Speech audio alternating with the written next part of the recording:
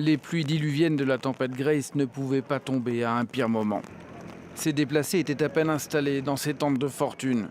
La plupart ici ont tout perdu dans le tremblement de terre. La situation est très difficile pour moi, j'ai beaucoup d'enfants et nous sommes au milieu de la pluie, je n'ai même pas un sac en plastique pour me protéger. Les autorités avaient prévenu de l'arrivée de cette tempête tropicale, ce qui quelques heures plus tôt avait donné lieu à des scènes de chaos. De nombreux déplacés voulant trouver une place dans des abris débordés. Au lieu de nous donner ce dont nous avons besoin, on nous tabasse. Cela n'a aucun sens.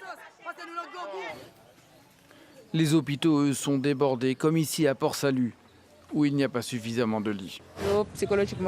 Psychologiquement, nous n'allons pas bien. Il y a aussi une augmentation des cas d'hypertension. Face à la situation, certains établissements manquent de médicaments, en particulier d'antidouleurs.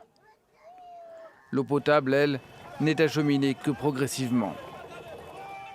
Alors l'aide internationale qui commence à arriver, notamment en provenance de Colombie ou du Mexique, est la bienvenue.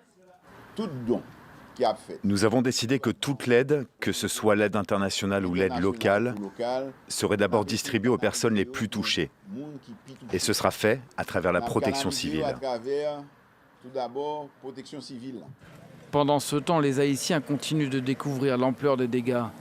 Aux Anglais, dans le sud-ouest du pays, l'église de l'Immaculée Conception, qui rayonnait pendant plus de 100 ans sur cette commune, a sombré en quelques minutes sous les violentes secousses du séisme.